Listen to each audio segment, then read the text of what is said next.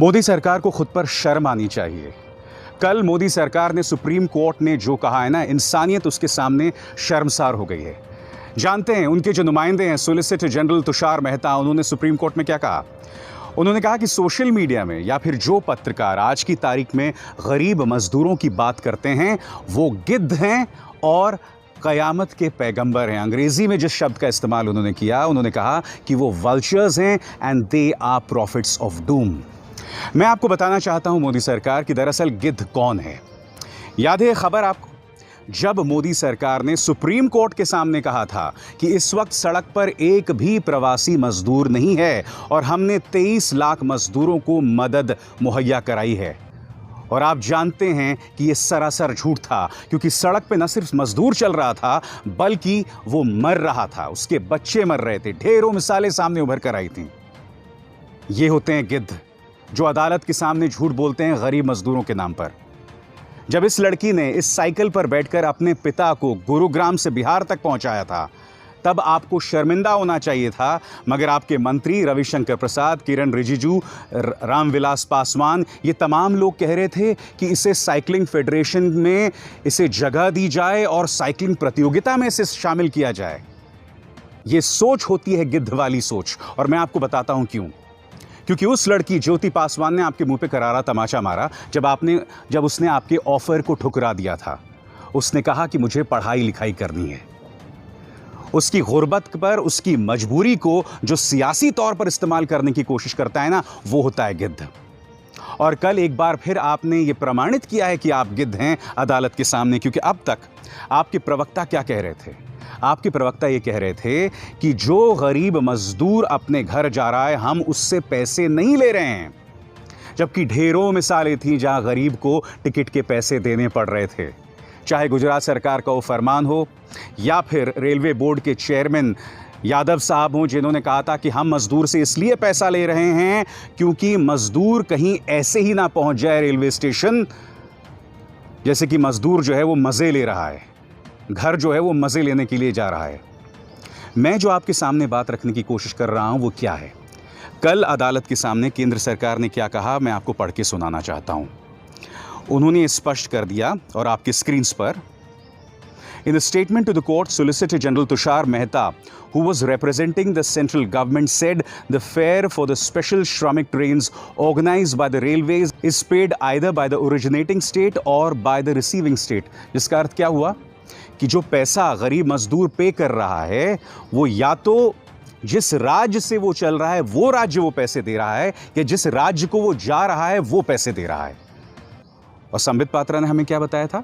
संबित पात्रा ने हमें यह बताया था कि 85% जो है वो भारत सरकार पे कर रही है, जबकि आप इस बात को बखूबी जानते हैं कि करीब 90% जो है वो पहले से ही सब्सिडी का हिस्सा बन चुका था। क्योंकि एक तरफ जो है वो सरकार करीब 43% सब्सिडी पे करती है और वापसी में क्योंकि ट्रेन खाली आ रही होती है तो उसका तो जाहिर सी बात है 43 + 43 86 तो यही हो जाते हैं, प्लस सोशल डिस्टेंसिंग या फिजिकल डिस्टेंसिंग के चलते जो मजदूर दूर दूर बैठे होते हैं उसका किराया अलग से होता है।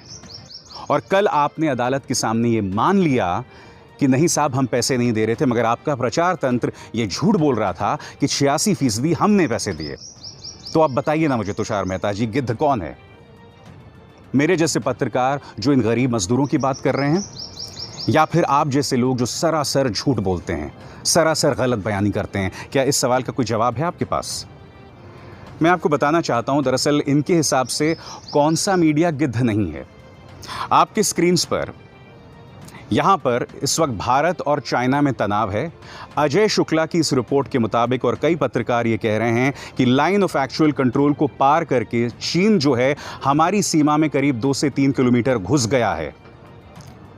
ये खबर है, मगर यहां पर यह चैनल उसके लिए कांग्रेस पर दोष मढ़ रहा है, जबकि सवाल जो है वो सरकार से किया जाना चाहिए। अब तक प्रधानमंत्री ने इस मुद्दे पर एक शब्द नहीं कहा। नेपाल ने जो अपने मैप में भारत की जमीन को शामिल कर लिया, अपने मानचित्र में शामिल कर लिया, इस पर प्रधानमंत्री पूरी तरह से खामोश हैं। जी हां, इनके हिसाब से ये मीडिया गिद्ध नहीं है।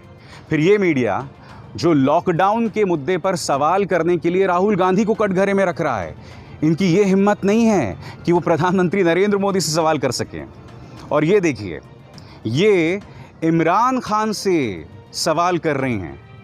ये नहीं कि अपनी सरकार से भी सवाल करो कि भाई क्या हो रहा है कोरोना संकट में। ये पाकिस्तान पहुंच गए। और अब मैं आपको एक कॉमेडी दिखाना चाहता हूं दोस्तों। ये वो मीडिया है जो मोदी सरकार की पसंदीदा मीडिया है। इसमें देखिए, यहाँ एक तरफ ये भारतीय पैनलिस्ट हैं और दूसरी तरफ पाकिस्तानी पैनलिस्ट, और ये टीवी पर देखिए क्या मजाक हो रहा है। देखिए किस तरह से एक जो है दूसरे को मिसाइल दिखा रहा है, मॉक मिसाइल, और दूसरा एक तीर। ये मजाक चल रहा है आज की तारीख में गोदी मीडिया में, जो इस सरकार की पसंदीदा मीडिया है। और अब मैं आपको एक ऑडियो सुनाना चाहता हूं रिपब्लिक टीवी का, जो मुझे ट्विटर पर मिला, जो मुझे व्हाट्सएप पर मिला। यहां पर आप इस ऑडियो में सुनिए, ये एंकर जिस पर FIR पहले से ही दर्ज है गलत बयानी को लेकर, समाज में हिंसा भड़काने को लेकर, ये किस तरह से टिड्डी बिरयानी की बात कर रहा है। जी हां, सुनिए। नहीं बचे, सबको तो हमने सूली पर चढ़ा दिया, तो पाकिस्तान अब टिड्डियों को आतंकी बनाकर भारत भेज रहा है। आधे पाकिस्तान पर टिड्डियों का कब्जा हो गया और कश्मीर की तरफ आंख उठाने वाला पाकिस्तान कराची की टिड्डियों से भी नहीं बचा पा रहा है। ऐसे कमजोर और कायर पाकिस्तान से पूछता है सारा भारत दोस्तों कि क्या आतंकियों के बाद भारत में टिड्डियों वाली साजिश कर रहा है पाकिस्तान? भारत को धमकी देने वाला पाकिस्तान क्या टिड्डियों से ही हार गया है? तो मैं जानना चाहता हूं ना, आपके हिसाब से ये मीडिया कौन सा मीडिया है तुषार मेहता साहब? नहीं, तुषार मेहता को मैं क्यों दोष मढ़ूं? तुषार मेहता मोदी सरकार के नुमाइंदे हैं, लिहाजा दोष आपका है। गरीबों के नाम पर मोदी सरकार कितनी बड़ी गिद्ध है वो प्रमाणित हुआ है कल सुप्रीम कोर्ट में उनके बयानों के जरिए। और सुप्रीम कोर्ट ने दूसरी बार जाके इस मुद्दों को सुओ मोटो लिया है और कहा है कि जो गरीब प्रवासी मजदूर सड़क पर चल रहा है उसके लिए सरकार कुछ काम करे। आपको याद होगा पहले भी ये मामला सुप्रीम कोर्ट में आया था, मगर सुप्रीम कोर्ट ने कह दिया था देखिए हमें इससे कोई लेना देना नहीं है, ये मुद्दा तो राज्य सरकारों के तहत आता है। मैं आपको बताना चाहता हूं, कल आखिरकार जब सुप्रीम कोर्ट नींद से जागा तो उन्होंने 5 कौन सी बातें कही, और 5 बातें जो हैं करारा तमाचा है केंद्र सरकार के मुंह पर। पहली बात जो आपकी स्क्रीन पर, जब भी कोई राज्य सरकार ट्रेन के लिए गुजारिश करे तो रेलवेज को उसे तुरंत मुहैया करानी चाहिए। इसके अलावा उन्होंने ये भी कहा कि किसी भी प्रवासी मजदूर से ट्रेन या बस का किराया ना ले, और ये जो है राज्यों के बीच में इसे शेयर किया जाए। यानी कि पहले झूठ का पर्दाफाश कि सही मायनों में सरकार जो है वो मजदूरों से टिकट का पैसा नहीं ले सकती, इसका मतलब आप टिकट का पैसा ले रहे थे। दूसरी बात, प्रवासी मजदूर जो कहीं फंसे हुए हैं उन्हें खाना मुहैया कराया जाए राज्य सरकारों द्वारा, और इसकी पूरी पब्लिसिटी हो और अधिसूचना भी जारी की जाए। इसका मतलब क्या हुआ कि अब तक आप खाना नहीं दे रहे थे, जिसका प्रमाण आपके सामने यहाँ देखिए। एक ट्रेन रुकी हुई है और ये गरीब मजदूर वहाँ पर भुट्टा भुनकर खा रहे हैं। ये बदतर हालत है। अब ये दूसरी तस्वीर देखिए, मुजफ्फरपुर की है। एक बच्चा 4 दिन के बाद 22 को इसकी ट्रेन दिल्ली से निकलती है, 25 को मुजफ्फरपुर पहुंचती है। बच्चा भूखा था, 2.5 साल का, मर गया। देखिए इसका पिता क्या कह रहा है, और इसका रिश्तेदार भी ये कह रहा है कि भूख के मारे वो मरा, मगर केंद्र सरकार इसे मानने को राजी नहीं है। सुनिए। बैठे थे उसके दानापुर से बैठे थे। कहाँ के रहने वाले हैं हम बेतिया जिला के हैं। तो यहाँ कितने बजे आए हैं आप? हम यहाँ पे आए हम 10 बजे। 10 बजे। जानकारी मुजफ्फरपुर में। पदाधिकारियों को जानकारी दिया कि बच्चा हाँ, सीरियस है? बहुत बोला कि पुलिस वाले के भी बोला, उसको बाद कह रहे हैं कि अभी और ट्रेन जाएगा तो बस जाएगा, उसको बाद कह रहे हैं कि अभी नहीं जाएगा तो अलाउंस करेगा। ऐसे करते होते हम लोग, गाड़ी वाला मांग रहा है कि हम 12,000 रुपया लेंगे तब जाएंगे, तो हमारे पास तो 12,000 रुपया है नहीं। आप क्या करते हैं? हम दिल्ली में पेंट करते हैं। चले कब थे दिल्ली से? हम दिल्ली में चले हैं, वहाँ से 20 तारीख के चले थे। 21 से मेडिकल हुआ, अब 22 के हमारे के गाड़ी पे बैठाया। आज भी 3 तारीख हो गया। भूख के कारण हो गया। अब आप बताइए ना, गिद्ध कौन है? केंद्र सरकार, या वो पत्रकार जो केंद्र सरकार को कटघरे में रखते हैं, या वो लोग जो सोशल मीडिया में लिख के कहते हैं कि सरकार क्या कर रही है?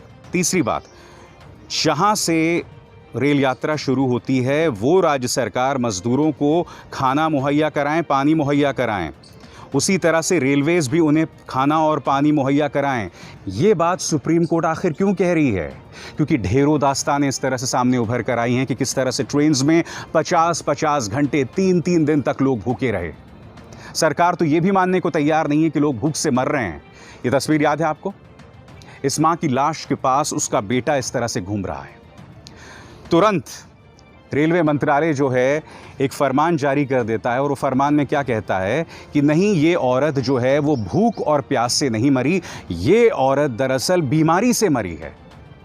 अब आप खुद सुनिए, उसका जीजा जब तुरंत उसकी मृत्यु हुई थी उसने स्पष्ट कर दिया था कि वो बीमारी से नहीं मरी है। सुनिए। जो मरी है वो आपकी कौन है? साली है। कैसे मरी? ये ऐसे ही मरा है अचानक। कुछ बीमारी पहले से है? बीमारी उमारी कुछ नहीं था, मतलब खाना वाना मिला था पूरा? हाँ, खाना वाना सही मिला था, पानी का बोतल हर चीज़ मिला था। अब इसमें आपने सुना, उसने दो बातें कही कि वो बीमारी से नहीं मरी, मगर उसने ये भी कहा कि खाना और पानी मिला था। मगर क्या आप जानते हैं, जब ये घर पहुंचा, जब सरकारी तंत्र का इस पर दबाव नहीं था, तब इसने बोला कि वो भूख की वजह से मरी है। सुनिए पूरा उसका बयान। क्या हुआ था? जैसे हम लोग गुजरात से चले थे, 3 दिन लगा था आने में। ट्रेन में कुछ खाने पीने का नहीं मिल रहा था या पानी वानी कुछ नहीं मिल रहा था। ये जो ना गर्मी की वजह से और पानी खाना की वजह से तरफ तरफ के मारा था इसने। वो बोला गया कि पानी वानी का व्यवस्था है? पानी वाने का कुछ चीज का व्यवस्था नहीं था, ना खाना वाना का किसी चीज का व्यवस्था नहीं था वहाँ पे। अच्छा। खाने के लिए तरफ तरफ के मारा है, खाने के लिए। अच्छा, कोई व्यवस्था नहीं दिया पानी? नहीं, किसी चीज का व्यवस्था नहीं दिया। इससे पहले जो मेरे से बयान लिया गया ना, तो उस टाइम मैं टेंशन में था, इसलिए मैंने कुछ और बोल दिया था। अच्छा, इसलिए एक्चुअली मौत कैसे हुआ है? मौत वो खाने वजह से हुआ है। खाना वाना मिला ही नहीं है ट्रेन में, पानी वानी कुछ मिला ही नहीं था ट्रेन में। अच्छा, कुछ व्यवस्था था ही नहीं ट्रेन में। कुछ बोले थे कि मानसिक रूप से विकसित नहीं, थे? वो सिर्फ गलत था। वो तो एक ही टेंशन में बोल दिया था उसने। उस टाइम तो दिमाग ही कुछ खराब था सबका। मेरा खुद दिमाग काम ही नहीं कर रहा था उस टाइम। मीडिया वाला आके सवाल से सवाल पूछी जा रहा था, उस टाइम हम क्या जवाब दो, वो खुद मुझे समझ में नहीं आ रहा था। अच्छा, तो तुम बोले नहीं पानी वानी का व्यवस्था नहीं? तो लोग हम तो वो भी बोल रहे हैं कि पानी वानी खाना वाना का किसी चीज का सुविधा था ही नहीं वहाँ पे। तो इस तरह से जब गरीब मजदूर मर जाता है और सोशल मीडिया पे या मेरे जैसे पत्रकार उनके दर्द को आपके सामने रखते हैं, तो ये केंद्र सरकार उन्हें गिद्ध कहता है, ये केंद्र सरकार उन्हें कयामत का पैगंबर कहता है। कयामत तो दिख रही है भारत की सड़कों पर, भारत के गाँव में, भारत की ट्रेनों में। उसको आप कैसे भूल सकते हैं तुषार मेहता साहब? वाकई बहुत दुखद और बहुत ही वाहियात तर्क जो है केंद्र सरकार ने कर सुप्रीम कोर्ट के सामने रखा। मैं उम्मीद करता हूं कि आने वाले दिनों में सुप्रीम कोर्ट कटघरे में रखेगा केंद्र सरकार को, क्योंकि केंद्र सरकार न सिर्फ नाकाम रही है, जैसे कि आप जानते हैं सिर्फ 4 घंटे का वक्त गरीब मजदूर को दिया गया लॉकडाउन के लिए, और यही नहीं उसके बाद भी अपनी गलतियों पे इस तरह से ये लोग पर्दा डालते रहे। तो आज आपके सामने यही सवाल है, और वो सवाल यही है कि क्या ये केंद्र सरकार गिद्ध है या नहीं। बोल के लब आज़ाद है तेरे में बस इतना ही। मेरी आप सबसे अपील कि इस कार्यक्रम को ज़्यादा से ज़्यादा लोगों तक पहुँचाएं।